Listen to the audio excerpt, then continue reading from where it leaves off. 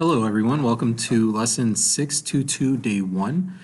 Today we are going to investigate and learn about the addition and subtraction property of logarithms, and we're going to use the addition and subtraction property to expand and condense logs.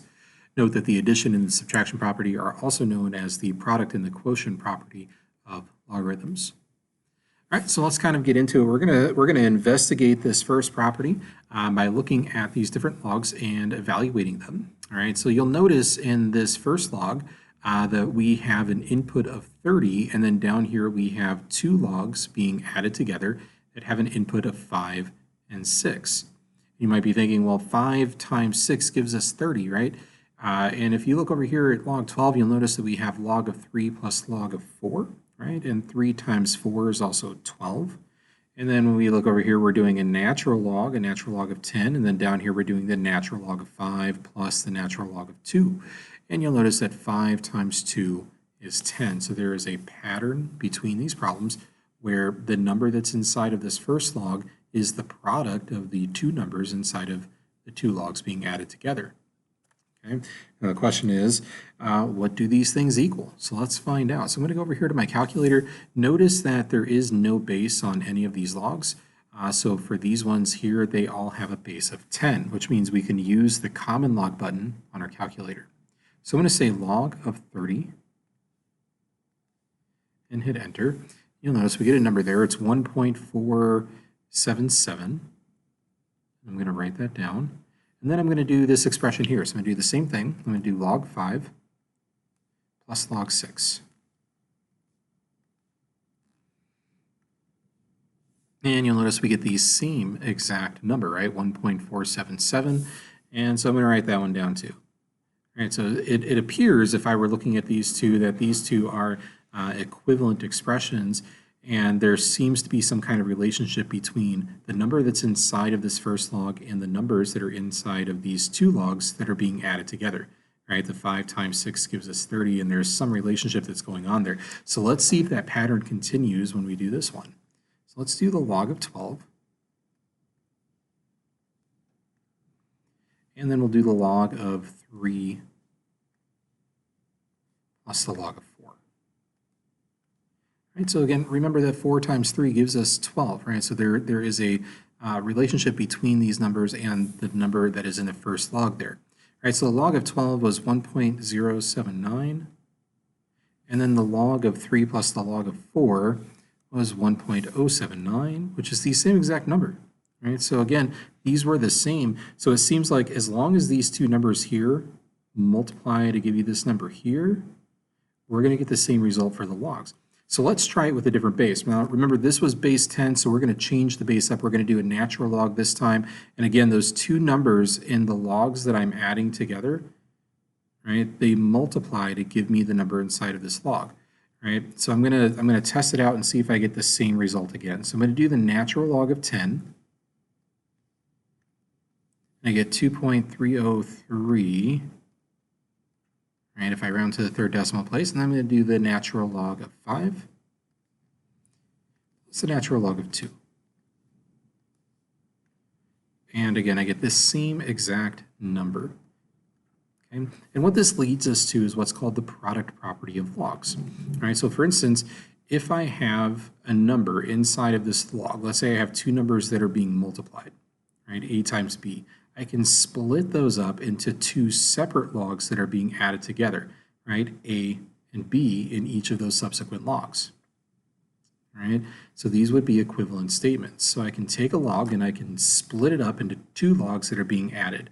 All I have to do is take the two factors of that log and throw them in each one, all right?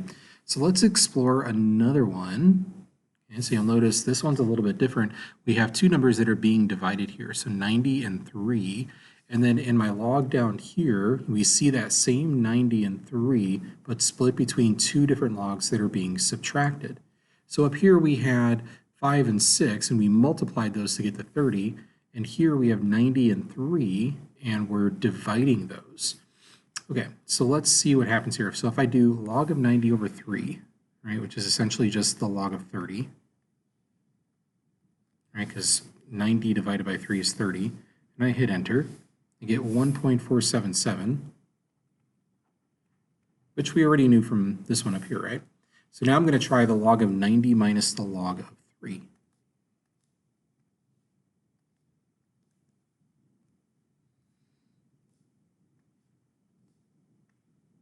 And again, we get the same thing. And so we start to see a relationship here. Like if I see a log that kind of looks like this, I can split it up to something that looks like this, where these two things are going to be put into two separate logs separated with subtraction. All right, so let's try it again. Let's see if it holds up. This time we have 24 over 2, right? And so we split those up into two separate logs, 24 and 2, and we're subtracting. So I'm going to try it. Log of 24 divided by 2. Well, 24 divided by 2 is just 12, right? So we have the log of 12,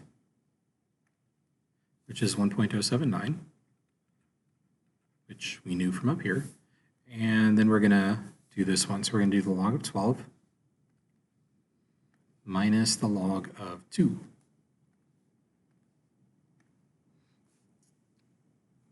Oops, did I mess something up?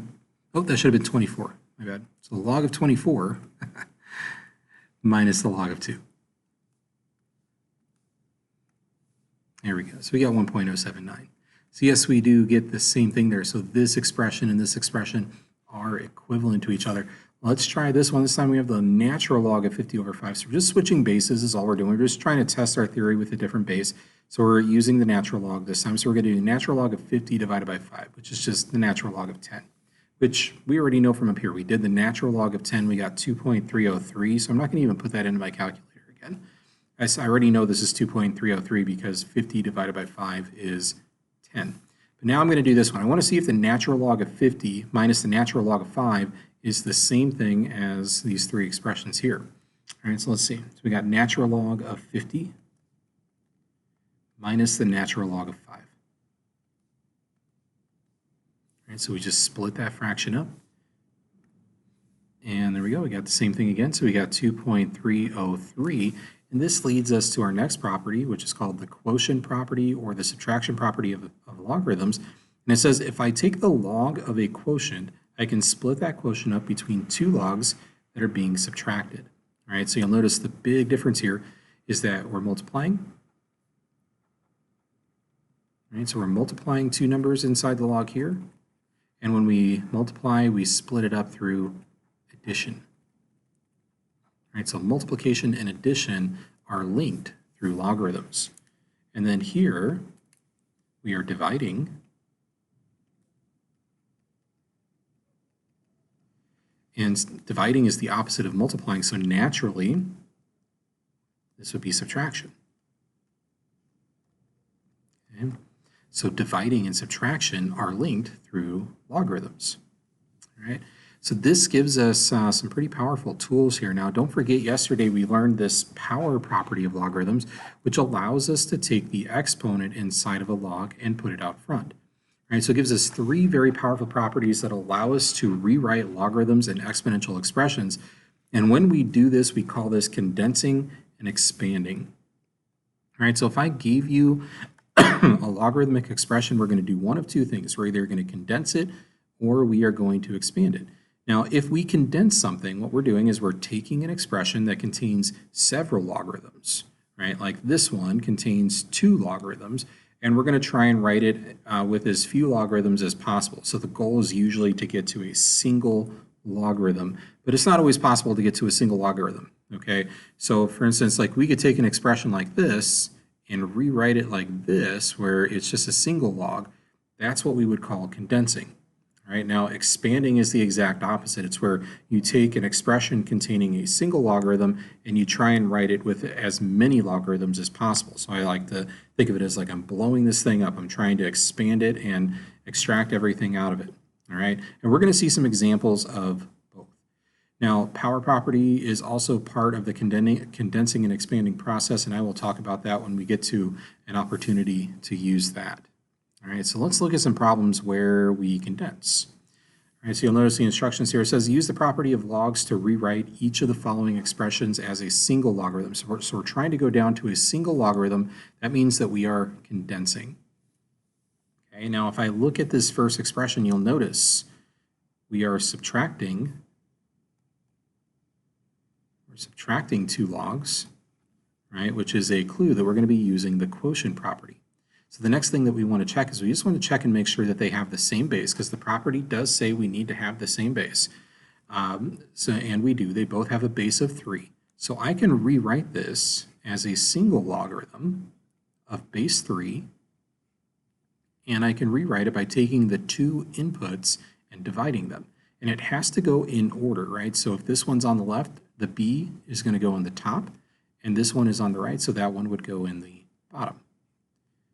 And these two expressions that I wrote here, they are the exact same thing. They represent the exact same number. Okay, so let's give this one a try. So again, I have 2 logs. I'm trying to condense it to a single log using one of those properties that I mentioned before. And I notice that these 2 logs are adding. Okay, so this means I'm going to be using that product property. And again, they have the same base. So I'm going to write this as a single log with that same base, and so I'm going to say log base 4. And this time, since I'm adding, I'm going to take the 2 inputs here and I'm going to multiply them. So y times 3, or I could just say 3y, and put that inside of my log. So this expression and this expression are the same thing. All right, let's do one more where we condense. Again, our goal is to get down to a single logarithm. And again, notice here I am adding.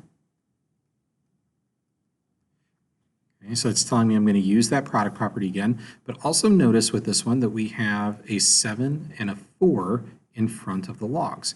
Now remember how the power property works. This 7 and this 4 are in front of the logarithm, which means they used to be exponents on these inputs. Okay, so these are powers. All right. So the first thing I'm going to do is I'm going to put those powers back where they came from. I'm going to put the 7 back as an exponent on the b. So I'm going to write this as log base 4 of b to the 7th power. Right, so it's like the power property, but backwards. I'm putting the number back. I'm going to do the same thing here. I'm going to put the 4 back on the c. So I'm going to say log base 4 of c to the 4th power. And now I'm going to condense this down into a single logarithm using that product property. So bases are the same. So I can say log base 4. So I got to take b to the 7th and multiply it by c to the 4th. And there we go. So this expression that I ended up with here is equivalent to this one that I wrote here, and it's also equivalent to the original expression that we started with. It has just been condensed into a single logarithm. All right, let's go the other direction. So notice this one says expand the following expressions into a sum or difference of logs. So when we talk about sum, that's a fancy word for adding. Difference is a fancy word for subtracting. Okay, so we're going to end up with something that looks like this, where we're adding or subtracting something together. Okay, so I'm going to look at my logarithm here and notice that inside of the log I have 2 numbers that are multiplying. So again, this is an opportunity to use the product property. So I'm going to blow this log up, right? I'm going to expand it into 2 logs because there's 2 things that are being multiplied. So I'm going to say log base 5, and I'm going to put a in this one, and I'm going to write another log with a base of 5. Remember, the bases have to stay the same, and this one is going to have the e, right?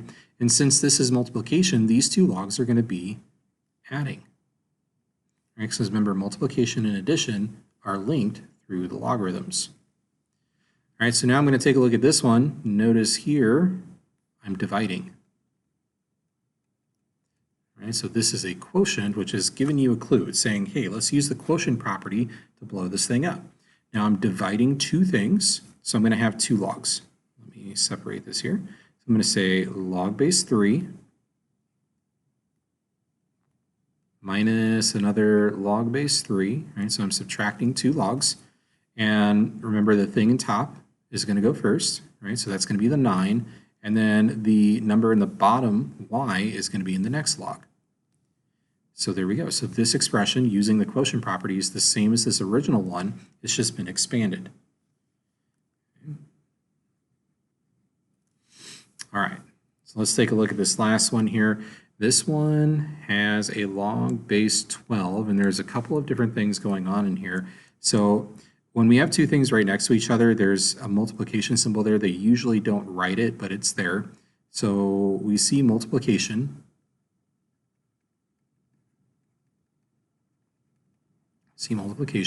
And then we also see the 7 and the 5, right? Those are powers. So that reminds me that we're also going to be doing a power property, okay? And when we expand, we want to make sure we do the multiplication first, and then we'll take care of the powers. So watch what I do here. I'm going to say log base 12, and the first thing that's in there is an x to the 7th. I'm going to close off that log, and since we're multiplying, I'm going to be adding my next log. And this will also be a base 12, and then the second thing is this z to the 5th. Let me clean that up a little bit so we can see that. There we go. And so you can see the x to the 7th went in my first log, and then we have a z to the 5th right here. So I'm going to say z to the 5th power.